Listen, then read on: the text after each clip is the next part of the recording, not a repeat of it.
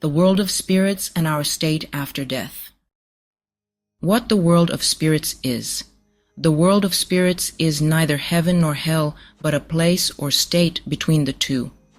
It is where we first arrive after death, being in due time either raised into heaven or cast into hell from it, depending on our life in this world. The world of spirits is a place halfway between heaven and hell, and it is also our own halfway state after death. I have been shown that it is a halfway place by seeing that the hells were underneath it and the heavens above it, and that it is a halfway state by learning that as long as we are in it, we are not yet in either heaven or hell. A state of heaven for us is the union of what is good and true within us, and a state of hell is a union of what is evil and false within us. When the good in a spirit person is united to the true, then that individual arrives in heaven, because as already stated, that union is heaven within us. On the other hand, when the evil is united to the false within us, then we arrive in hell, because that union is hell within us. The process of union takes place in the world of spirits, because then we are in a halfway state. It amounts to the same thing whether you say the union of intellect and will or the union of the true and the good. First, I need to say something about the union of intellect and will and its resemblance to the union of the good and the true, because this union does take place in the world of spirits. Each of us has an intellect and a will, the intellect being open to truths and form from them, and the will being open to things that are good and form from them. So whatever we understand and therefore think, we call true, and whatever we intend and therefore think, we call good. We are capable of thinking from our intellect, and thus observing what is true and also what is good, but we still do not think from our will unless we intend and do it. When we intend it and do it intentionally, then it is in both our intellect and our will, and therefore in us. This is because the intellect alone is not what makes a person, nor the will alone, but the intellect and the will together. This means that anything that is in both intellect and will is in us, and is therefore attributed to us. Whatever is only in the intellect is associated with us, but is not in us. It is only a matter of our memory, an item of information in our memory that we can think about when we are not in private, but are with other people. So it is something we can talk and argue about, and even something we can imitate with our affections and behavior. Our ability to think from our intellect and not at the same time from our will is provided us so that we can be reformed. For we are reformed by means of truths, and truths, as already noted, are matters of intellect. We are actually born into total evil as far as our wills are concerned, wishing well to no one but ourselves. If we wish well to ourselves alone, we are delighted when harm comes to others, especially when it is to our advantage. We actually want to channel everyone else's assets to ourselves, whether those assets are high rank or wealth, and are happy to the extent that we succeed. To correct and reform this kind of intent, we are given the ability to understand things that are true and to use them to control the evil urges that well up from our will.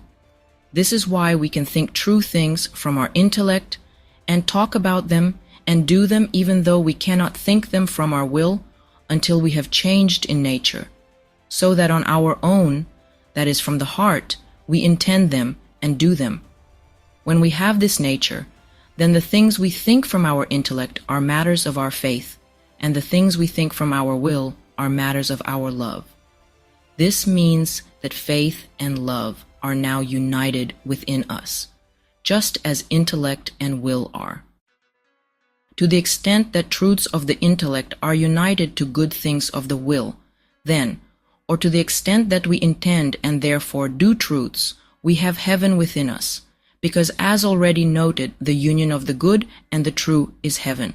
However, to the extent that false elements of intellect are united to evil elements of will, we have hell within us, because the union of the false and the evil is hell. Still, to the extent that truths of intellect are not united to good elements of will, we are in the halfway state.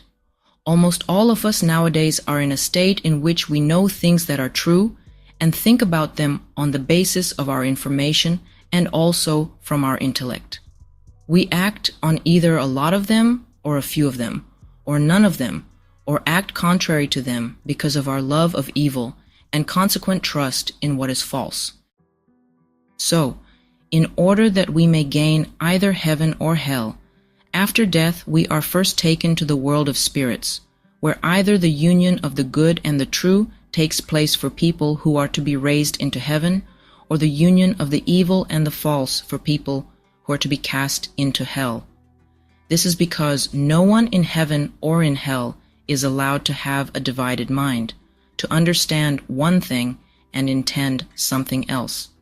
What we intend, we understand, and what we understand, we intend. Consequently, anyone in heaven who intends what is good understands what is true, and anyone in hell who intends what is evil understands what is false. So, for good people, the false elements are taken away and they are given truths suited and fitted to their virtue, while for evil people, truths are taken away and they are given false elements suited and fitted to their vice. This enables us to see what the world of spirits is.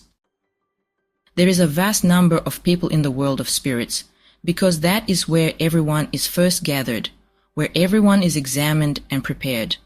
There is no fixed limit to our stay there. Some people barely enter it and are promptly either taken up into heaven or cast down into hell. Some stay there for a few weeks, some for a number of years, though not more than 30.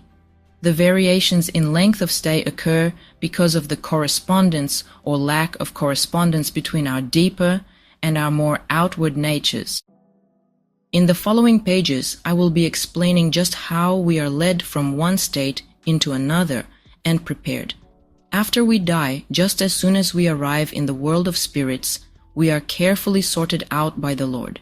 Evil people are immediately connected with the hellish community the ruling love had affiliated them with in the world, and good people are immediately connected with the heavenly community the love and thoughtfulness and faith had affiliated them with in the world. Even though we are sorted out in this way, we are still together in that world and can talk to anyone when we want to friends and acquaintances from our physical life, especially husbands and wives, and also brothers and sisters. I have seen a father talking with his 6 sons and recognizing them. I have seen many other people with their relatives and friends. However, since they were of different character because of their life in the world, they parted company after a little while. However, people who go into heaven from the world of spirits do not see people who go into hell, and vice versa. Nor do those in each group recognize the others in it unless they have a similar character, because of a similarity in what they love. The reason they can see these other people in the world of spirits but not in heaven or hell is that while they are in the world of spirits, they are brought into states like the ones they were in during their physical lives, one after another. After a while, though, they settle into a constant state that accords with the state of their ruling love. In this state, mutual recognition comes only from similarity of love. For as we explained above, likeness unites and difference separates. Just as the world of spirits is a state halfway between heaven and hell within us, it is a halfway place. The hells are underneath it and the heavens above it. All the hells are closed on the side that faces that world, accessible only through holes and crevices like those in rocks, and through broad gaps that are guarded to prevent anyone from coming out without permission, which happens in cases of real need, as will be discussed later. Heaven too is bounded on all sides, and the only access to any heavenly community is by a narrow way whose entry is also guarded. These exits and entrances are what are called the doors and gates of hell and heaven in the Word. The world of spirits looks like a valley surrounded by mountains and cliffs, with glens and rising ground here and there. The doors and gates to heavenly communities are visible only to people who are being readied for heaven. No one else finds them. There is one entrance to each community from the world of spirits with a single path beyond it, but as the path climbs, it divides into several. The doors and gates to the hells are visible only to the people who are going to enter them. The gates open for them, and then they can see dark, sooty-looking caves slanting downward into the depths, where there are still more gates. Rank, foul stenches breathe out from them, stenches that good spirits flee because they are repelled by them, while evil spirits are drawn toward them because they find them delightful. In fact, just as we find delight in our own evil in this world, we find delight after death in the stench that corresponds to our evil. We might compare this with the delight of carrion birds and beasts like crows and wolves, and pigs that fly or run toward rotting corpses as soon as they get wind of them. I heard one man who screamed aloud in utter torment at a breath of air from heaven, but was calm and happy when a breath from hell reached him. There are two doors in each of us as well, one facing hell and open to evil and false things from hell, the other facing heaven and open to good and true things from heaven. The door of hell is opened for people who are involved in what is evil and its consequent falsity, though just a little light from heaven flows in through the cracks, which enables us to think, reason, and talk. On the other hand, the door of heaven is open for people who are focused on what is good and therefore on what is true. There are actually two paths that lead to our rational mind, one from above or within, through which the good and the true enter from the Lord, and one from below or outside, through which the evil and the false infiltrate from hell. The rational mind itself is at the intersection of these two paths. So to the extent that light from heaven is let in, we are rational. But to the extent that it is not let in, we are not rational even though we seem so to ourselves. I have mentioned these things so that our correspondence with heaven and with hell may be known. While our rational mind is in the process of being formed, it is responsive to the world of spirits. What is above it belongs to heaven, and what is beneath it belongs to hell. The higher things open, and the lower close against the inflow of evil and falsity, for people who are being readied for heaven, while the lower things open, and the higher close against the inflow of goodness and truth, for people who are being readied for hell. As a result, these latter can only look downward, toward hell, and the former can only look upward toward heaven. Looking upward is looking toward the Lord, because He is the common center that everything in heaven faces. Looking downward, though, is looking away from the Lord toward the opposite center, the center toward which everything in hell faces and gravitates. In the preceding pages, where it said spirits, it meant people in the world of spirits, while angels meant people in heaven.